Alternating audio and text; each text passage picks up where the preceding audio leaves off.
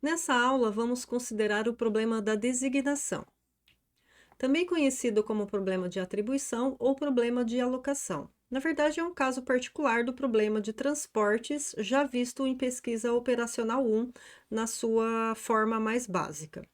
Em geral, esse problema de designação, ele aparece em situações em que você precisa fazer a alocação de operações a máquinas, fazer a designação de operários a tarefas ou às atividades a serem realizadas, os operadores aos locais de trabalho, fazer a alocação de dinheiro a investimento e assim por diante em diversas situações em que você precisa decidir quem vai realizar um grupo de trabalho, um grupo de tarefas ou de atividades.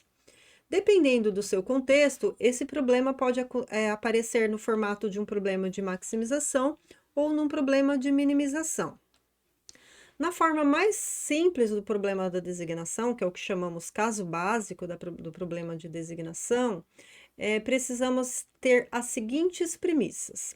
A gente supõe que existem M tarefas ou trabalhos a serem realizados e N máquinas, e a gente vai supor que a gente tem mais máquinas do que tarefas e, portanto, todas as tarefas precisam ser realizadas, né?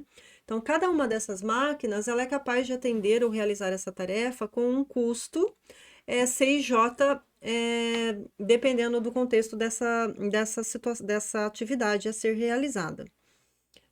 Então, pode ser que a máquina seja mais moderna, então ela consiga fazer com um custo mais caro ou num tempo mais rápido, e tudo isso é agregado nesse custo final. Cada tarefa pode ser feita por apenas uma máquina, eu não vou realizar uma tarefa mais de uma vez, e cada máquina pode fazer no máximo uma tarefa. Essas são as premissas, então, para o caso básico. Para outras situações em que essas premissas não precisam ser atendidas, obviamente, as restrições do modelo precisarão serem alteradas, tá? Então, a gente supõe que a gente tem uma quantidade de tarefas, que eu vou chamar de I, para ir variando de 1 até M tarefas distintas. Essas tarefas, elas terão, então, nesse caso aqui, que ser processada por esse conjunto de máquinas, e aqui a gente está supondo que qualquer máquina possa ser capaz de executar qualquer uma dessas tarefas. Em algumas situações, essas máquinas, dependendo da sua configuração, não serão capazes de processar todas as tarefas, e aí você precisa acrescentar essas restrições no seu modelo. Aqui a gente supõe, então, que a gente tem mais máquinas do que tarefas, e que todas as máquinas conseguem fazer todos os tipos de tarefas, então o nosso problema consiste, já que cada máquina realiza uma tarefa com um custo diferente, poderia pensar também em um tempo diferente, e eu quero saber, então, qual máquina vai realizar qual tarefa, de modo, então, a minimizar o custo total da realização de todas essas tarefas, né? Então, a gente pode definir aqui uma variável, as variáveis de decisão. Obviamente que vamos considerar, então, a variável de decisão com uma dupla indexação, o índice I referindo-se às tarefas e o índice J referindo, então, às máquinas. Essa variável será, então, uma variável binária que vale 1 se a tarefa I é designada para ser executada na máquina J e caso contrário. E o I variando de 1 até a quantidade de tarefas M e o J variando de 1 até a quantidade de máquinas N, né? Então, por exemplo, né, a gente precisa saber aqui qual tarefa vai ser realizada por qual máquina, e como a gente tem mais máquinas do que tarefas, algumas máquinas podem eventualmente não realizar nenhuma tarefa, tá? Então, para esse caso aqui, em que a tarefa 1 foi realizada, por exemplo, para a máquina 1, a nossa variável de decisão x11 vale 1 e o x1j vale 0 para todos os outros j's, para todas as outras máquinas. A nossa segunda tarefa foi designada à terceira máquina, portanto, x23 é igual a 1 e x2j é igual a 0 para todo j diferente de 3, e assim por diante, né? Então, a gente tem x32 igual a 1 e xm4 igual a 1, já que a tarefa 3 foi realizada pela máquina 2 e a tarefa m foi realizada pela quarta máquina. Todas as outras variáveis valem zero nesse caso, certo? Então, observem que, para que a gente coloque as restrições do nosso modelo, para que cada tarefa seja executada por uma única máquina, então, observem que, vamos supor que a tarefa 3 tenha sido realizada pela máquina 3 aqui nesse caso. Então, a gente já sabe que o nosso x31 é 0, 32 é 0, o x33 é 1, porque a tarefa 3 foi atribuída à máquina 3, e todas as outras devem ser nulas, certo? Então, para todas as tarefas, deve sair uma única setinha contínua e todas as outras tracejadas, indicando, então, uma única variável assumindo o valor 1. Então, observe que quando a gente fixou o i igual a 3 e percorreu j de 1 até n, e somamos todas essas variáveis aqui, ela assumiu o valor 1, a soma assumiu o valor 1, porque a gente tem uma única com o valor 1, todas as outras iguais a 0. Então, a restrição que a gente vai acrescentar no nosso modelo para que cada tarefa seja executada por uma única máquina é que a soma da variável x e j é igual a 1, para j variando de 1 até n, até a última máquina, e a gente vai repetir isso para todas as tarefas, certo? Portanto, a soma do x e j para j variando de 1 até n é igual a 1, para todo i igual a 1 até m, certo? Então, observem que aqui a gente fixou o i, eu tinha fixado o i igual a 3, mas essa relação deve valer também para i igual a 1, 2 até a última tarefa. Então, essa é a nossa restrição, que garante que cada tarefa possa ser executada por uma única máquina. Aqui eu não vou colocar menor ou igual a 1, porque eu quero que todas as tarefas sejam executadas, porque fazia parte da premissa do nosso problema. Se eventualmente você não exige que todas as tarefas sejam realizadas, então você pode colocar aqui menor ou igual a 1. Você pode deixar que algumas tarefas não precisam ser processadas ou realizadas. Agora, a gente precisa cumprir a outra restrição, é que cada máquina realiza no máximo uma tarefa. Então, agora, por exemplo, a máquina 3, ela só pode receber uma setinha. Então, se ela realizou a terceira tarefa, as setas provenientes de todas as outras tarefas devem ser tracejadas, ou seja, essas variáveis de decisão provenientes das outras tarefas são todas iguais a 0, somente igual a 1, aquela para i igual a 3 que eu atribuí à máquina 3. Então, observem que agora a gente fixou a máquina e variou as tarefas. Então, se eu somar essas variáveis aqui que chegam na máquina 3, a soma deve ser no máximo 1, porque aqui nesse caso, como eu tenho mais tarefas que máquinas, pode ser que tenho mais máquinas que tarefas, pode ser que algumas máquinas fiquem sem realizar nenhuma tarefa. Então, aqui nesse caso, a nossa soma da variável x e j, agora para o i variando de 1 até m, é menor ou igual, não mais igual, a 1. E agora eu vou repetir isso para todas as máquinas. Todas as máquinas devem ter uma restrição dessa para que realize no máximo uma tarefa, tá? Então, o nosso modelo, agora definindo então a nossa função objetivo como sendo o custo C e J multiplicado pela variável de decisão x e j, para j variando de 1 até a quantidade de máquinas e i variando de 1 até a quantidade de tarefas, define a nossa função objetivo de minimização nesse caso, já que a gente quer minimizar o custo total por essa designação de tarefas a essas máquinas, sujeito então a esse conjunto de restrições somatório para j igual a 1 até n de x e j igual a 1 para todo i de 1 até m, e o somatório de x e j para i variando de 1 até m menor ou igual a 1 para todo j de 1 até n. Lembrando aqui então que a nossa variável binária, a nossa variável de decisão é uma variável binária, então x e j é 0, 1 para i de 1 a m e j de 1 a n. Então, aqui você tem a modelagem para o problema básico de designação. Então, observem que como a gente tem aqui a quantidade de M tarefas e N máquinas, a gente tem M vezes N variáveis de decisão, certo? E aí a gente tem M restrições do tipo 1 e a gente tem N restrições do tipo 2. Então, a gente tem M vezes N variáveis e M mais N restrições para esse tipo de problema básico da designação. Vamos fazer um exemplo, né? Vamos aplicar aqui, resolver então um caso do problema de designação de 5 tarefas considerando 6 operadores e os seguintes custos dados aqui nessa matriz. Então, aqui eu vou ter, para ir variando de 1 até 5, as tarefas nas linhas, tá? Então, eu tenho linha 1, 2, 3, 4 e 5. Então, eu estou indicando as tarefas.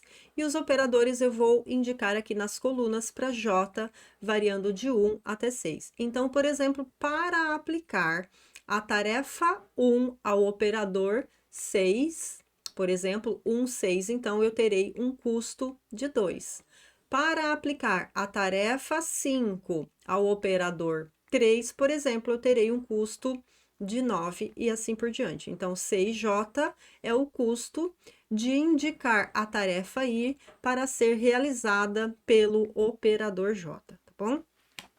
Essa situação aqui você pode pensar em um contexto em que você tem uma quantidade de manutenção para fazer, por exemplo, e você precisa designar pessoas para fazer essas manutenções. Então, cada pessoa vai realizar uma manutenção. Então, a gente teria 5 manutenções e 6 operadores para fazerem as manutenções. Como a gente está supondo que todas as tarefas precisam serem feitas, a gente vai utilizar, então, 5 operadores, um operador vai ficar sem realizar nenhuma tarefa e cada um deles vai realizar uma única tarefa, tá bom? A gente vai fazer a solução desse modelo em Lingo. Vocês já viram na aula passada que o problema das mochilas múltiplas poderia ser implementado utilizando a estrutura de AMPL no Lingo, utilizando a estrutura matricial. Então, a gente vai também aqui aproveitar essa estrutura para fazer essa implementação, tá? Eu vou passar rapidamente aqui na modelagem que eu já coloquei, porque eu quero mostrar para vocês, na verdade, hoje, como resolver esse problema utilizando o Gurobi, mas eu vou fazer algumas ressalvas aqui quando a gente considera esse problema no Lingo, tá bom? Então, aqui eu usei a estrutura sets and sets, eu tenho o parâmetro tarefa e o operador, eu vou definir a matriz de ordem tarefa por operador para definir a nossa variável de decisão e os parâmetros custos. Então, a gente tem 5 tarefas e 6 operadores, eu utilizei essa notação. E para simplificar aqui, eu vou colocar a inserção dos dados no próprio modelo aqui para facilitar a nossa modelagem aqui, tá bom? Então, nossa função objetivo é a soma dupla, portanto, em matriz, para ir variando de 1 até tarefa e J variando até operadores, do 6J vezes o X e J, certo? E aí, a restrição... E a restrição, então, do nosso problema, né? A gente tem a restrição ali para soma em J igual a 1, a soma em J igual a 1, a repetição para todo I. Então, observem que eu coloquei o for, a repetição em I, né? Repetição em tarefa. E depois a outra somatório em I menor ou igual a 1, somatório em I em tarefa menor ou igual a 1 da nossa variável x e j de decisão. E a repetição j de 1 até n. Então, arroba for, a repetição em operadores, certo? A gente tem, então, aqui a declaração da nossa variável binária, então, arroba for agora para todo I e para todo J. Então, a variação em matriz de J são todas variáveis binárias. Após executar esse modelo, após a gente executar esse problema, a gente tem, então, como solução... Então, executando, a gente tem, então, como solução a função objetivo de 10, um custo total mínimo de 10, com as variáveis aqui detalhadas iguais a 1. Já eu retorno nessa solução para a gente observar. Então, chamo atenção aqui que o número de variáveis inteiras, são 30 variáveis inteiras utilizadas, né? São as variáveis binárias que a gente declarou. E o total de restrições aqui, nesse caso, utilizadas, tá bom? Bom, agora, para repetir esse exemplo, considerando agora 6 tarefas e 6 operadores com esses custos aqui, observem que quando a gente vai aplicar essa mesma modelagem, definindo a mesma variável de decisão x e j igual a 1, se a tarefa i for designada ao operador j, a gente tem um total de 6 vezes 8, 48 variáveis binárias. E aí, quando a gente vai executar esse problema no Lingo, né, já que a gente está utilizando a versão livre do Lingo, o que vai acontecer é que nessa versão ele suporta no máximo 30 variáveis binárias. Então, a gente não vai conseguir resolver esse problema utilizando aquela forma convencional ali no Lingo. Então, eu vou apresentar hoje para vocês duas alternativas para a gente conseguir resolver esse problema utilizando mais variáveis binárias. A primeira vai ser uma alteração que eu vou mostrar que é possível fazer nas características de executar o modelo em Lingo, e a outra é mostrando também como que resolve no Gurobi. O Gurobi ele consegue resolver o problema utilizando mais variáveis binárias. Então, vamos lá, tá? Então, observem que eu vou manter aqui parte da estrutura do modelo que a gente já acabou de implementar.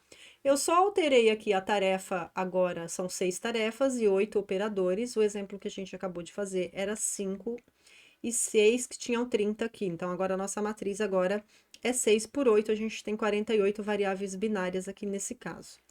Eu vou acrescentar a estrutura submodel, porque eu quero utilizar essa função aqui, que é uma função de calculadora, tá? Então, eu vou usar aqui, ó, calculadora calc, calc, e dentro dessa estrutura aqui, eu vou falar para o Lingo que ele não vai guardar todas as informações na memória temporária dele que ele utiliza para fazer a resolução dos problemas, e ele vai guardar só as informações que eu quero que ele imprima em tela, e eu estou mostrando aqui para ele essa estrutura, tá? Então, eu vou utilizar aqui esse @set, entre aspas, terceu2 é um parâmetro que por default ele usa igual a 0 quando a gente não coloca essa estrutura, e ele acaba guardando na memória dele todas as informações que ele faz para resolver cada subproblema quando ele aplica o método simplex na relaxação do problema inteiro. Mais para frente eu vou explicar isso para vocês, vocês vão entender um pouquinho melhor.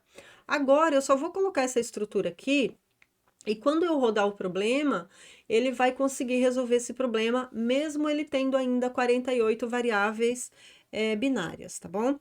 Então, observem que aqui eu só escrevi, então, para ele escrever o meu subproblema, né, meu submodelo, que eu chamei de designação. Então, ele vai resolver o meu submodelo designação, que basicamente é o mesmo modelo anterior, não alterei nada aqui dentro, eu só coloquei a estrutura submodel e end submodel. E eu utilizei a calculadora end calculadora, e aqui eu estou pedindo para ele, então, ignorar essa memória que ele vai gerando durante o processamento, e ele vai imprimir para mim só as informações que eu quero. Depois eu passo esse código para vocês, vocês não se preocupem em decorá-lo, mas é importante saber que ele existe, e se você precisar de uma situação dessa, você eventualmente pode aplicá-la, tá bom? Então, vamos lá. Fazendo essas alterações, quando eu executo o meu Lingo, ele vai devolver para mim como solução lá da janela essa saída, tá? Então, observem que eu alterei ali o que ele queria que ele escrevesse, e ao invés dele trazer para mim aquele relatório que tinha várias soluções, observem, né, que no exemplo anterior, olha, aqui eu não imprimi todo, mas deixa eu puxar ele aqui para vocês, só para vocês verem que esse relatório aqui, na verdade, ele é um relatório, ó, esse aqui é o relatório para o caso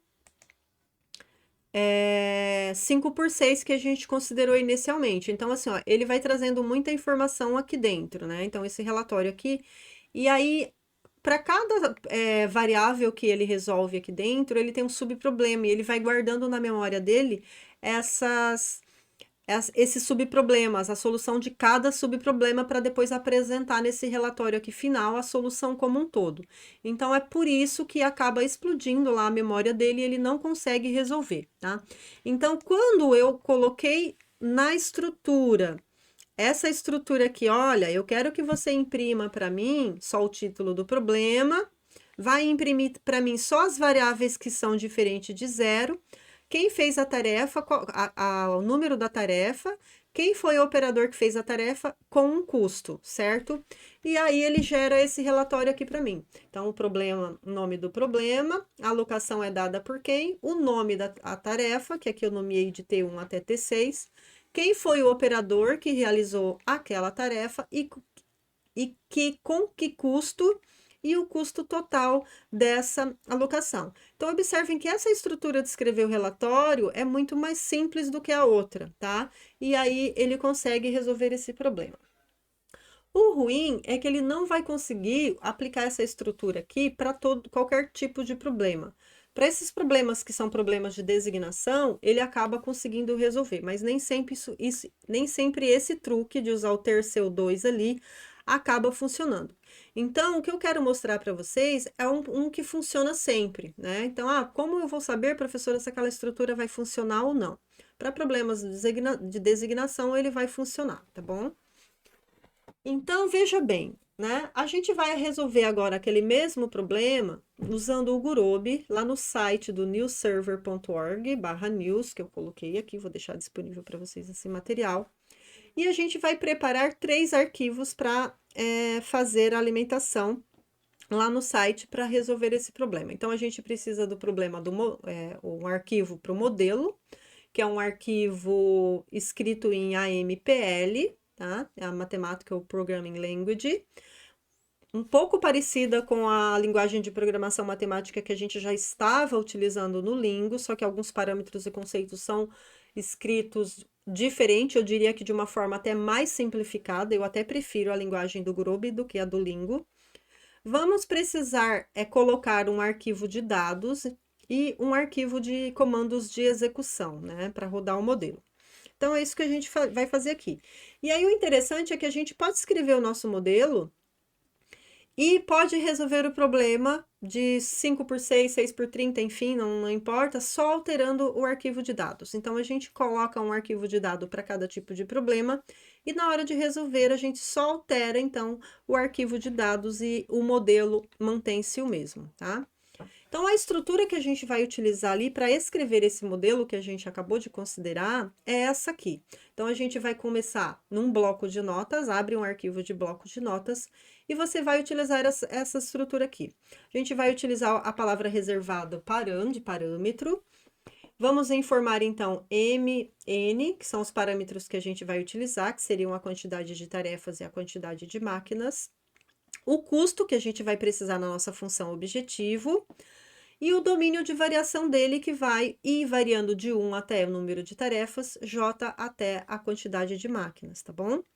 var também é uma variável reservada da linguagem de programação lá, e ela é utilizada para criar as suas variáveis. Então, aqui eu criei a variável x, ela tem o duplo índice, i de 1 até m, j de 1 até m, e ela é binária. Se ela for não negativa, você vai colocar maior ou igual que zero. Se ela é inteira, você vai colocar gin, não, acho que é integer aqui no Gurobi. E se ela ela tem limitação, ela também tem uma estrutura que depois eu passo ali para vocês, tá bom? A função objetivo vai ser uma função de minimização nesse caso, então eu vou utilizar o comando minimize, e se for maximização, eu vou utilizar maximize, tá bom? FO foi só uma variável que eu criei para ele guardar essa informação, então isso aqui é interessante para você imprimir no seu relatório, a gente também fazia isso lá no Lingo, e sempre vai ser seguida de 2 pontos e a operação da sua função objetivo, que no nosso caso é um somatório duplo, então eu vou colocar o sum. Observem que aqui a gente não usa o arroba sum que a gente usava lá no Lingo, tá? Então, aqui a linguagem é mais enxuta. Então, eu vou colocar a soma, o sum aqui. Entre chaves, a variação dos índices, então, para I de 1 até M e J de 1 até N, de custo e J vezes X de J. Também destaco que no Lingo a gente usava o parênteses para colocar os índices das variáveis e parâmetros. Aqui a gente usa o colchetes e sempre com ponto e vírgula após cada linha de comando. O hashtag aqui nesse caso ele entende que é comentário, então eu comentei aqui para eu saber o que está fazendo cada um desses parâmetros e cada uma desses comandos e variáveis, tá bom? A gente tem só dois tipos de restrições, né? Na verdade, a gente tem ali um comando de repetição para todo i, e esse comando de repetição para todo i eu preciso informá-lo aqui. As restrições, elas precisam ser nomeadas no Lingo, então eu chamei aqui subject to, é uma palavra reservada dele, e R1 foi um nome que eu dei para restrição do tipo 1, e R2 para restrição do tipo 2. Quando tem o comando de repetição, que aqui nesse caso, né, para todo i, essa restrição, a gente começa então informando esse comando. Assim como no Lingo, lá a gente colocava @for e depois o somatório. Aqui eu não preciso colocar o @for, mas eu coloco entre chaves antes do dois pontos para onde que está sendo a repetição. Então, a minha repetição aqui é em i, para i de 1 até m, dois pontos depois a operação da restrição, que é o somatório para j de 1 até n, do x e j igual a 1, certo? E da mesma forma, o segundo tipo de restrição, agora a repetição é para todo j de 1 até n, então eu vou colocar aqui antes do meu dois pontos, o j de 1, a gente escreve assim, j em 1, dois pontos até n, tá? Então eu não comentei aqui, mas a estrutura é essa. E depois dos dois pontos, a operação que você quer que repita, que nesse caso é a soma para i de 1 até m, menor ou igual a 1. Observem que eu coloco o menor e depois o igual. Isso aqui é um pouquinho diferente lá do Lingo, né? Lá ele aceitava... Não, era assim também. Menor ou igual lá era assim também, certo? E observem que a variável aqui a gente declarou antes de começar com a problemática. Então, a gente entra com os parâmetros, as variáveis, a função objetivo e depois todas as demais restrições. Pronto, esse aqui vai ser o arquivo de modelo. Você salva esse arquivo como... Eu salvei como designação para ficar mais fácil, designação modelo. Como a gente tem que colocar o modelo, os dados e a saída, então para simplificar na hora de escolha dos problemas, eu salvei esse aqui então como designação model.mod. É bastante importante você destacar que o arquivo de modelo ele precisa ser salvo com extensão mod, senão vai dar problema na hora de executar, tá? Então só o arquivo de modelo. Então para esse problema aqui, faz no bloco de notas e na hora de salvar, salva como, cria uma pastinha lá para o seu problema da designação e coloca todos os arquivos utilizados para esse problema dentro dessa mesma pasta. Então, esse aqui eu vou salvar como designação model.mod, certo? Agora a gente vai trabalhar com o arquivo de dados. O arquivo de dados aqui, então, vocês vão observar que ele também tem uma estrutura bem simples. Eu também vou colocá-lo dentro do bloco de notas. Como a gente definiu lá o param lá no modelo, eu vou colocar aqui o valor desse param, tá? Então, eu vou colocar param m igual a 6, param n igual a 8. A tabela da matriz dos custos, a gente vai colocar no formato de matriz mesmo. Então, sempre começando com param, custo é o nome da variável que você definiu lá, e dois pontos, tá? Aqui, como a minha matriz, ela tem 8 colunas e 6 linhas, eu preciso colocar os números das colunas e os números das linhas, tá? Então, aqui nesse caso, eu coloquei coluna 1, 2 até 8, eu coloquei todos os números, precisa colocar. E o comando dois ponto igual para ele entender que começa a definir os demais parâmetros. Então, aqui, linha 1, linha 2, 3, 4, 5 e 6, eu também preciso colocar. E aqui eu coloquei aquela matriz que foi dada de enunciado dos dados do problema, certo? Então, você precisa colocar assim. Eu coloquei um espaço de tab aqui entre um caractere e outro, mas, na verdade, se você dá um espaço simples, ele também vai funcionar. Eu só coloquei assim para ficar mais estético a visualização. E não se esquecer que após o último é importante colocar o ponto e vírgula, tá? Então, nesse exemplo, a gente só precisa falar que o M é igual a 6, o N é igual a 8 e que os custos C e J para ir de 1 até 6 e J de 1 até 8 são dados por esses valores aqui.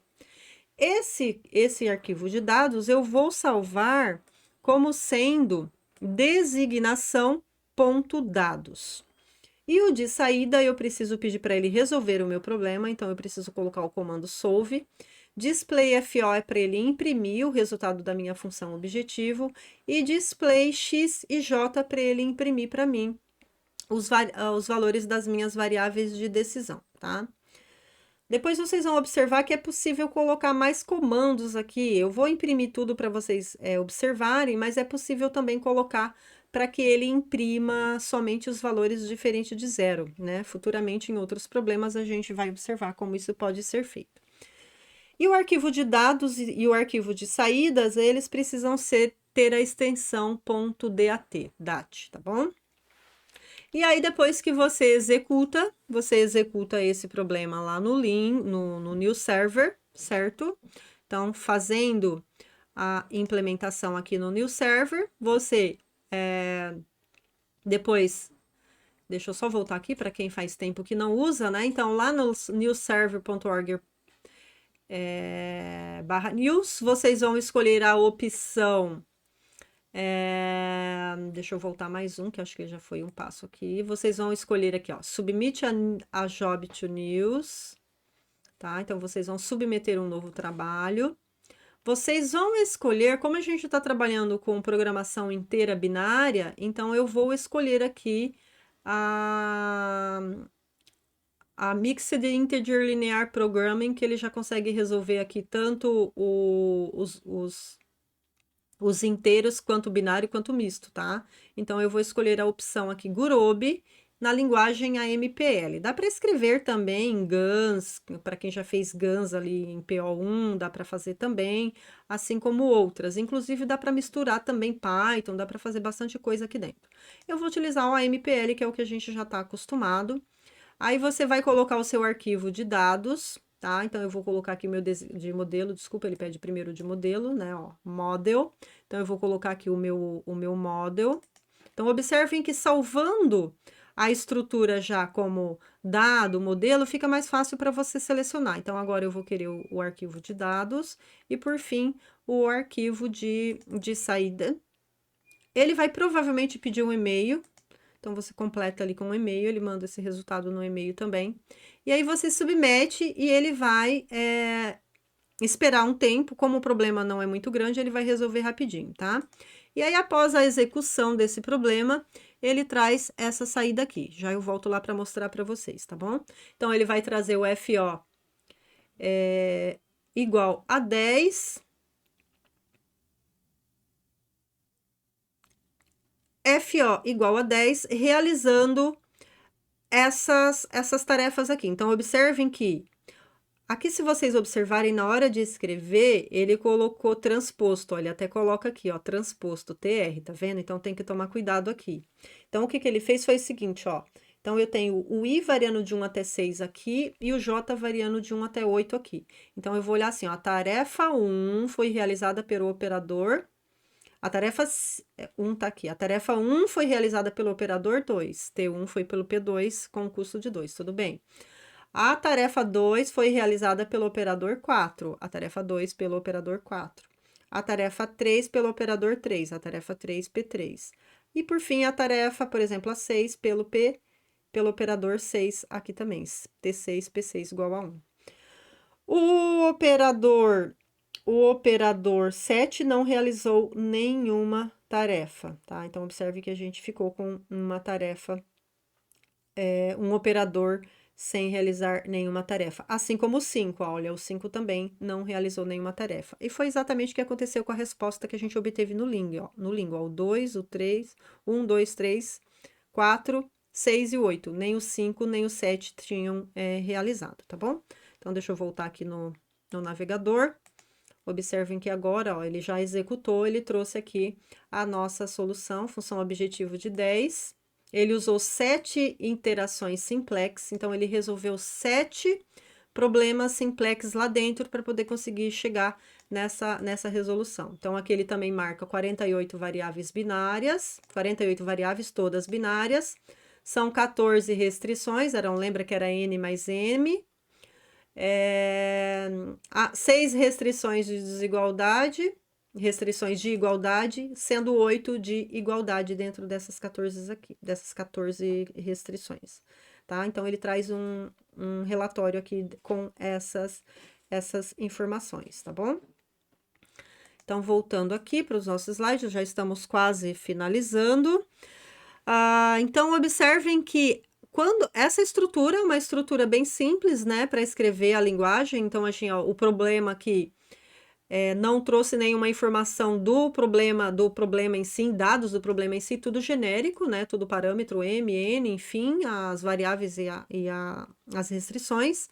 E nos arquivos de dados é que você vai colocar esses parâmetros. Então, utilizando esse mesmo modelo, se eu quiser resolver aquele caso anterior de 5×6, só basta eu preparar um arquivo de texto, então, com aqueles dados. Se eu quiser um de 50×50, 100×100, enfim, eu só vou chamando o arquivo de dados e o modelo eu não preciso alterar nem a minha saída, tá bom? Então, o legal é que o seu modelo fica robusto, você não precisa estar alterando o seu modelo para resolver no Lingo, tá bom? Então, observem que foi a mesma solução.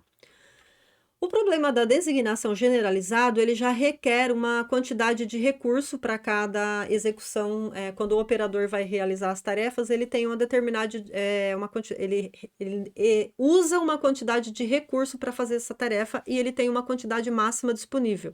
Então, a gente vai colocar aqui restrições para que esses recursos aí sejam atendidos, tá bom? Então, a gente mantém, nesse caso, a função objetivo é a mesma. Cada tarefa continua sendo feita por um único operador, isso é mantido. Só que agora, para a realização da tarefa, eu utilizo uma quantidade de recurso, né? Então, se, por exemplo, a tarefa 1 foi realizada na máquina 1, eu uso um recurso A11. Se a tarefa 1 foi realizada na máquina 4, eu vou utilizar um recurso, uma quantidade de recurso 4 e assim por diante. E como cada máquina tem uma quantidade máxima possível de recurso para utilizar, então eu vou colocar a restrição da capacidade. Se você lembrar do problema da mochila aqui, essa restrição é uma restrição do problema da mochila. Então, a gente tem ali, cada mochila tem uma capacidade BJ, eu chamei de BI aqui nesse caso, em que a quantidade de recurso, lá no caso era o peso, vezes a variável de decisão, não pode ultrapassar essa capacidade. Então, a interpretação é a mesma da restrição de capacidade da mochila, tá? Nesse caso aqui. E aí, a gente coloca também para todo aqui, então, eu acho que é BJ, já vou arrumar. BJ é a mochila para todo J, isso agora vai fazer mais sentido, tá bom? Então, BJ para todo J, J de 1 até a quantidade de máquinas e a quantidade de operadores. Então, esse aqui é o modelo da designação generalizado quando a gente considera recursos também na alocação e não apenas o custo, tá? Então, observe que no modelo anterior, o nosso custo só vinha na função objetivo e só as restrições de alocação aqui, né? As restrições de designação. Aqui, além da restrição de designação, a gente precisa de uma restrição de capacidade ali que não pode ser excedida, tá bom? Então, basicamente, a interpretação é essa, né? Então, um pouquinho, o que mudou a segunda equação aqui, né? Era menor ou igual a 1, agora fica menor ou igual a capacidade, multiplicado pela quantidade de recurso que você está utilizando nesse caso, tá bom? Eu vou deixar como exercício para vocês resolverem. Esse aqui é um problema de designação generalizado também. Na primeira matriz aqui eu tenho o custo, então eu tenho na verdade 8 tarefas e 3 máquinas, então observem que a matriz aqui está transposta, tá? Então, eu coloquei assim só para economizar espaço. Então, na verdade, a gente está utilizando a notação de tarefas em linha por coluna. Então, o custo está transposto aqui. Então, eu tenho 8 tarefas e 3 máquinas. O AIJ aqui também está transposto, que é a quantidade de recurso que a máquina aí utiliza para realizar a tarefa J e assim por diante. Aqui eu vou considerar que cada operador, cada máquina, ela tem capacidade de 100 unidades de recurso, tá bom? Então, vai ser menor ou igual a 100 todos eles ali, não tem problema. Façam esse exercício aqui ou apliquem no Gurobi, já que vocês vão aplicar, então vocês só precisam preparar o arquivo de dados e usa a estrutura anterior. É uma dica que eu coloco para vocês. Ou se vocês quiserem resolver direto no Lingo, fiquem à vontade, tá bom? E na lista de... Aqui já tem a solução, depois vocês dão uma olhada. E na lista de exercício número 2, eu já coloquei vários exercícios de contextos de problemas de designação. Várias situações diferentes aparecem lá, tá bom? Então, bom trabalho, obrigada por terem chegado até aqui. Tchau, tchau.